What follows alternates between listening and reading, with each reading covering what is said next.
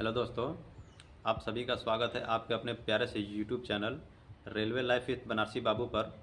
दोस्तों, आज हम बात करेंगे कि मेरा जो है कि ज्वाइनिंग में मेडिकल कैसे हुआ। कुछ मेरे साथी यूट्यूब पे पूछ रहे थे कि सर आपका बताइए मेडिकल कैसे हुआ। तो मैं आज उसके बारे में चर्चा करूँगा कि कैसे कैसे क्या क्या चीज़ होता है ग्रुप डी के मेडिकल में ज्वाइनिंग के टाइम पे। तो आपको बता दें सबसे पहले जो कि मैं जो कि एक पॉइंट्समैन हूँ, जो कि A2 कैटेगरी मेडिकल का ये पोस्ट है। तो उसके लिए पहले पहले जब हम लोग मेडिकल में गए तो उससे पहले एक नोटिस आया था कि आपको मेडिकल में कैसे कैसे क्या क्या चीज़ करके आना है, वही मैं बता रहा हूँ आपको। तो हम लोग वहाँ पे जब गए मेडिकल में, तो सबसे पहले आँख का जांच होता है, जो कि रेलवे में सबसे मोस्ट इम्पॉर्टेंट होता है। आपका आँख अच्छा होना, यदि आपका आँख अच्छा है तो ही आपको मेडिकल अच्छा मिलेगा।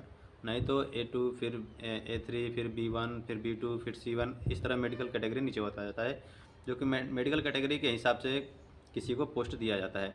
जैसा कि पॉइंट्समैन पोस्ट है, तो pointsman post A2 category medical को ही मिलता है।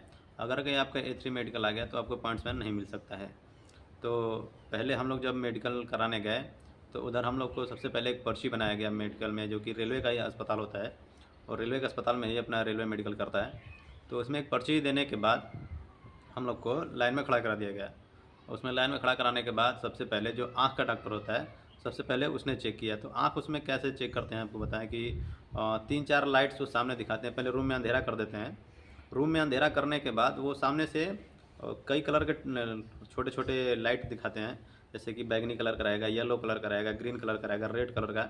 इस तरीके से एक पहले इस आँख को बंद करके फिर मतलब पारी पारा दोनों आँख को बंद करके वो कलर को पहचान कराते हैं कि ये कौन सा कलर है।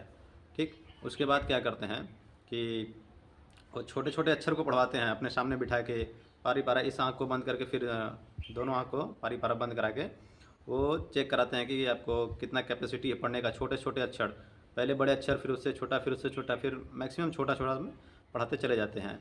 और फिर उसके बाद क्या करते हैं, कान का टेस्ट होता है।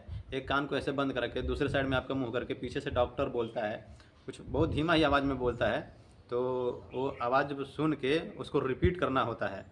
तो ऐसा हुआ। उसके बाद क्या हुआ, हम लोग का ब्लड टेस्ट हुआ। ब्लड टेस्ट में वो ब्लड लिया उधर से, और वो उसके बाद जो कुछ भी किया वो हम लोग को मालूम नहीं है। उसके बाद क्या किया, यूरिन टेस्ट किया। यूरिन टेस्ट के बाद हाइड्रोसील चेक किया, और हाइड्रोसील करने के बाद ईसीजी किया। तो उस टाइम क्या हुआ था मेरा कि ईसीजी जब मेरा किया तो उसमें मेरा हार्ट बीट थोड़ा बढ़ा हुआ था, क्योंकि मैं थोड़ा घबरा गया था मेडिकल कराने के टाइम। तो उसने क्या किया, मेरे को आईसीयू में भेजा बड़े डॉक्टर के पास, कि जहाँ पे वो कार्डियोलॉजिस्ट जिसको बोलते हैं, हृदय स्पेशलिस्ट होता है, उसके पास मुझे भेजा कि आप जाओ उधर से चेक करा के लाओ। सभी लड़कों का मेडिकल हो रहा था लेकिन मेरा रुक गया था। और उस दिन हमको करीब करीब मैं उधर जाके आईसीयू में जो था, जहाँ बड़ा डॉक्टर था, वहाँ पे मैं नंबर लगाया। तो डॉक्टर बोला वहाँ पे कि आप 2 बजे के बाद आइए।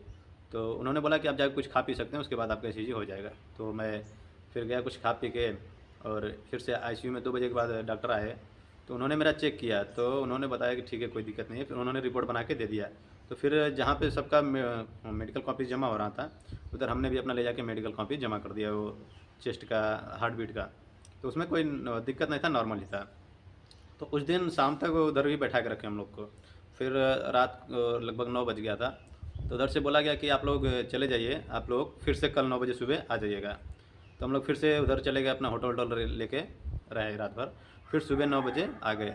उस दिन फिर पूरा मतलब दिन भर कुछ भी नहीं हुआ। और रात को लगभग 9 बजे और सबको बता दिया गया कि आप सभी लोग मेडिकल पास हैं। और जो कुछ लोग का, 1-2 लोग का रीमेडिकल हुआ था, रीमेडिकल के लिए दिया था, उन लोग को फिर से कागज़ दिया और बोला कि आप लोग इतने दिन बाद, या जैसे किसी को हाइड्रोसिल बढ़ा हुआ था या किसी को कुछ भी प्रॉब्लम था, तो उसको ठीक कराने का मेमो लिख के दिया कि आप 2 महीने बाद या 1 महीने बाद फिर से ठीक करा के फिर से अपना रीमेडिकल कराने आ जाइए। तो उसमें क्या होता है, जिसको जो चीज़ का प्रॉब्लम होता है मेन, उसी का फिर से दोबारा रीमेडिकल में जांच होता है। तो इस तरह से हम लोग का मेडिकल हुआ। उस तरह से जैसे कि आँख का मेन कैटेगरी देखा जाता है, तो आँख यदि आपका अच्छा है तो A2 मेडिकल मिलना लगभग में वो होता है। तो हमारा जो कि आँख मतलब बेस्ट था, तो हमको A2 कैटेगरी का मेडिकल मिला। तो A2 कैटेगरी का मेडिकल मिलने की वजह से हमको पॉइंट्समैन का पद मिला हुआ है। ठीक है दोस्तों, अभी मेरा नाइट ड्यूटी था, सो के भी उठा हूँ, तो इसलिए थोड़ा सोया सवा लग रहा होगा आँख से आपको। ठीक है, नेक्स्ट वीडियो में फिर मिलेंगे। जय हिंद।